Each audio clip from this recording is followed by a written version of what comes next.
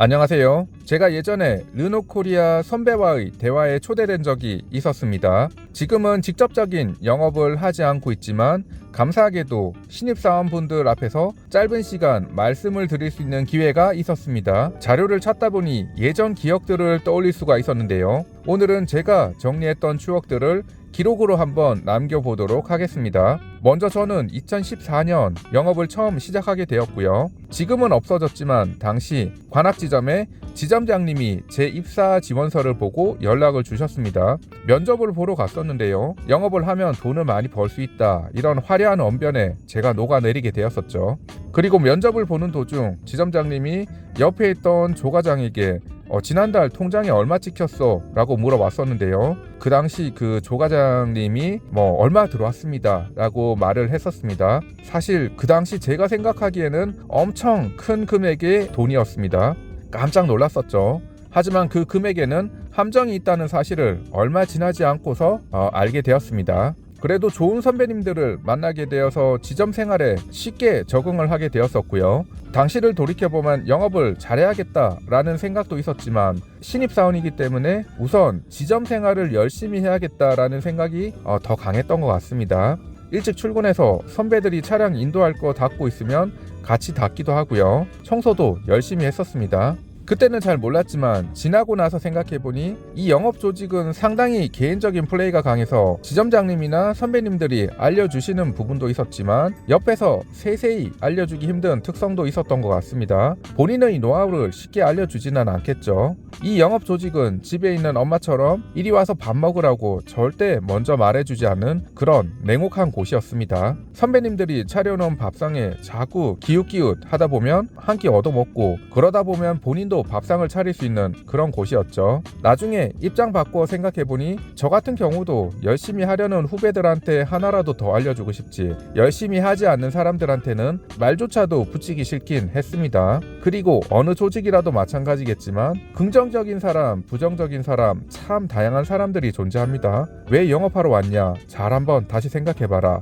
그러면서 온갖 부정적인 이야기를 하는 사람들이 꼭 있죠. 아예 입사를 안 한 사람이면 모르겠지만 큰 결심을 하고 입사를 한 사람에게 그렇게까지 이야기할 필요가 있을까요? 나중에 보다 보면 그렇게 부정적인 이야기를 하는 사람들이 남들 사기는 다 떨어뜨려 놓고 본인이 가장 오래 다니고 있더라고요. 아무튼 2014년 초여름이었나? 5월, 6월 정도였던 걸로 기억합니다. 지점장님께 말씀드려서 작은 선키스트 음료수를 몇 박스 사서 냉장고에 넣어 놓았다가 한쪽 가방에는 음료수, 한쪽 가방에는 제 연락처가 들어간 카탈로그를 메고요. 사당역부터 낙성대, 서울대 입구역, 봉천역, 신림역 쭉 돌면서 일명 빌딩 타기를 했었습니다.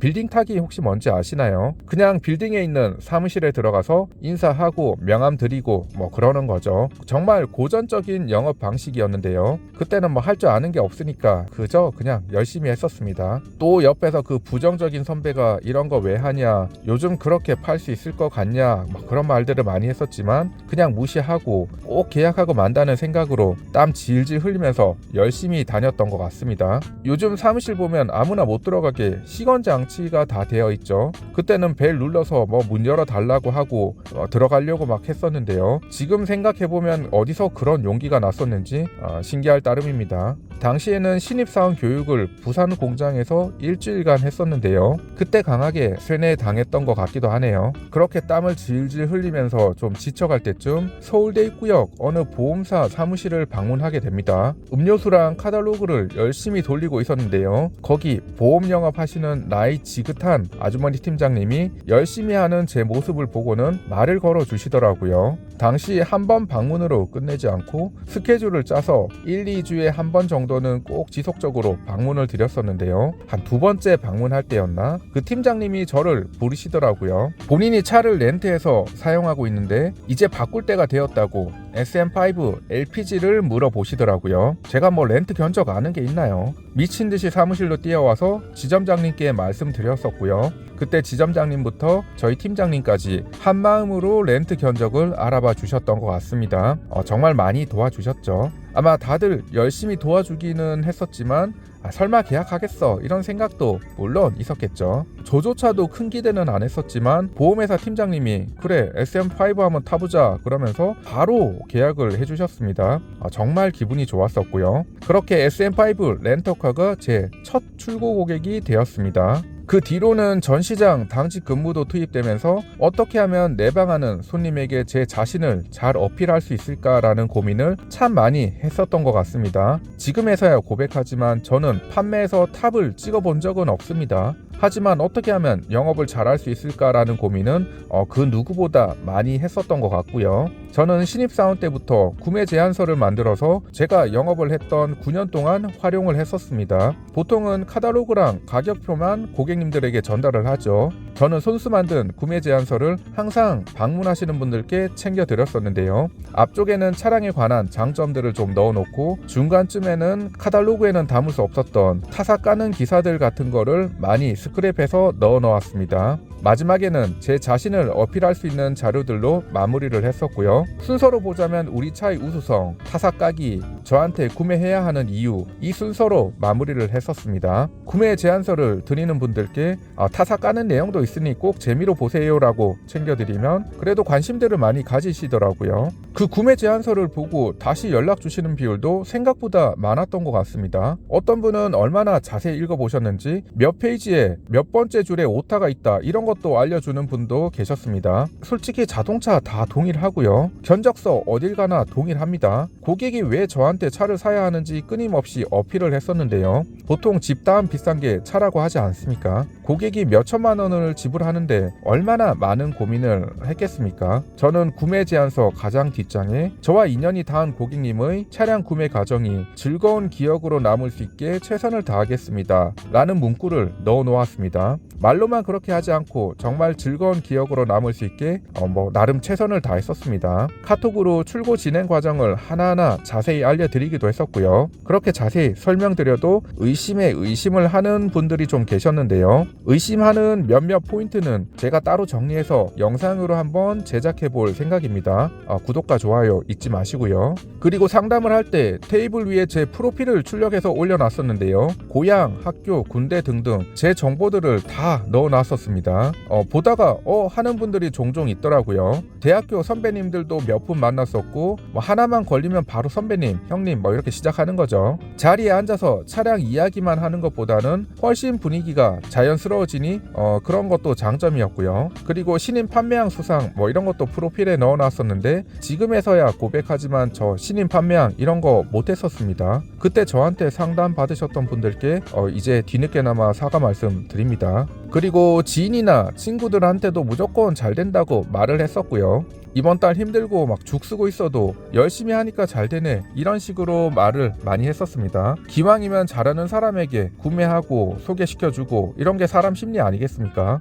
저 친구 힘드니까 도와주자 이런 거 현실에서는 없습니다. 그리고 제 차에 이렇게 자석으로 된 스티커를 붙이고 다녔는데요. 차마 스티커를 계속 붙이고 다닐 용기는 없어서 자석으로 뗐다 붙였다 하는 걸로 했었습니다. 아마 이런 부분들이 제가 탑 클래스가 되지 못했던 그런 차이가 아닐까 하는 생각도 듭니다. 그리고 주변에 협력 정비점, 신림점이라고 있었는데요. 신입사원 때부터 9년간 꾸준히 방문을 했었습니다. 영업하는 분들이 필요할 때 잠깐 왔다가 가고 이런 이미지가 있다 보니 방문을 하더라도 보통은 시큰둥한 경우가 많이 있는데요. 저는 한 달에 한두 번 음료수나 빵을 사서 꾸준히 방문을 드렸었습니다. 어느 순간부터 소개권이 있으면 적극적으로 도와주시더라고요. 요즘은 먹고 살기 힘들다는 핑계로 자주 방문은 못 드리고 있지만 정말 좋은 분들이 정비를 하고 계시니까 주변에 계신 분들은 신림점 방문 많이 부탁드리겠습니다. 그리고 또 카카오 스토리에 한 분 한 분 출고 고객들 스토리를 업로드 했었는데요. 상담했던 과정, 출고했던 과정, 차량 인도했던 과정을 사진과 함께 소개해 드렸었습니다. 어떤 분들은 본인 차량 출고 스토리를 기다리는 분들도 계셨고요. 바빠서 업로드가 좀 늦었더니 왜 빨리 안 올리냐고 독촉까지 하셨던 분도 계셨었습니다. 그리고 문자 보내고 이메일 보내고 이런 건 기본으로 했었고요. 저 같은 경우는 영업이 안 되고 힘들 때면 손편지를 써서 우표를 붙이고 랜덤으로 아파트 동호수를 적어서 발송을 했었습니다. 행운의 편지를 보내는 그런 느낌이었죠. 그냥 우편함에다 전단지를 넣는 것보다는 편지니까 읽어볼 확률이 훨씬 높겠죠. 물론 이런 걸로 판매를 하진 못했었습니다. 다만 제 마음을 다잡는 용도로 힘들 때마다 제가 했던 방식이고요. 그리고 다른 몇 가지 방법도 있었는데 이건 개인정보법이 민감해진 요즘 같은 시기에는 사용하기 좀 힘든 방법들이 좀 있기 때문에 따로 소개해드리진 않겠습니다. 금시기TV는 항상 유튜브 심의 규정을 준수합니다. 혹시 내부 영업이라는 말 들어보셨습니까? 영업이란 게 물론 혼자 하는 것이긴 하지만 또 혼자서 할 수 없는 게 영업이라고 생각합니다. 왜냐하면 제가 1년 내내 전 시장을 지킬 수 없기 때문인데요. 분명히 제가 없는 시간대에 재방문하시는 고객분들이 계십니다. 다른 직원들이 도움을 받아야 할 때가 분명히 있고요. 꼭 고객님들께 방문하시기 전에 저한테 연락 주고 방문하시라고 그렇게 말씀을 드려도 그냥 방문하시는 경우가 대부분이더라고요. 생각해보면 사람인지라 그래도 친한 직원, 고객에게 더 열심히 응대를 해주는 경우가 있겠죠. 영업이 혼자 하는 거라 생각할 수도 있지만 절대 그렇게 하지 못합니다. 직원들과 좋은 관계를 유지했었고 본인 고객이 아니더라도 항상 친절하고 최선을 다해서 응대해주려고 노력을 했었는데요. 그게 자신에게 다시 돌아온다고 항상 생각을 했었습니다. 자, 살짝 인증샷 몇 개 나갑니다. 저 차 좀 팔았던 적이 있었고요. 물론 힘든 적도 많이 있었습니다. 그리고 3년 전 처음 유튜브를 시작하게 되었었는데요. 판매 슬럼프가 좀 오기도 했었고 고객님께 설명을 해드렸었는데 또 다시 물어보고 같은 걸 반복해서 설명해 드리는 게 어느 순간 좀 귀찮을 때가 있더라고요. 그전에는 그때그때 상황에 맞게 영상을 찍어서 개별적으로 전달해 드렸었는데요. 그것도 시간적인 여유가 좀 없을 때는 한계로 다가왔었습니다. 사용법이나 설명 영상을 찍어 놓으면 좋겠다 이런 생각으로 유튜브를 시작하게 되었습니다. 이 금시기TV는 귀차니즘의 결과로 탄생한 채널이죠. 채널 이름 짓는데도 한 30초도 안 걸렸던 것 같습니다. 잘 모르시는 분들은 제 덩치를 보고 금식이구나 그러시는데 많은 분들이 아시는 것처럼 QM6 별명이 금식이죠. 아무 생각 없이 지었던 채널명이 이렇게 계속 이어져 오고 있습니다. 유튜브가 레드오션이다 뭐다 말이 많은데 그냥 우연히 시작을 했지만 르노 자동차만 전문적으로 하는 채널은 다행히 없었습니다. 운이 좋게 초반부터 조회수가 좀 나오고 그러다 보니까 계속 제가 채널을 운영할 수 있었던 이유이기도 하고요. 차량 구매에 도움이 되었다는 댓글을 보면 참 보람되기도 했었습니다. 차종 3개로 영상을 200개 넘게 만들었었는데요. 마른 걸레도 짜니까 물이 조금씩은 계속 나오기는 하네요. 전시장 당직 근무 끝나고 조용한 시간에 영상을 찍기도 했었고요. 새벽같이 출근해서 사람들 없을 때 영상을 찍는 날도 많았었습니다.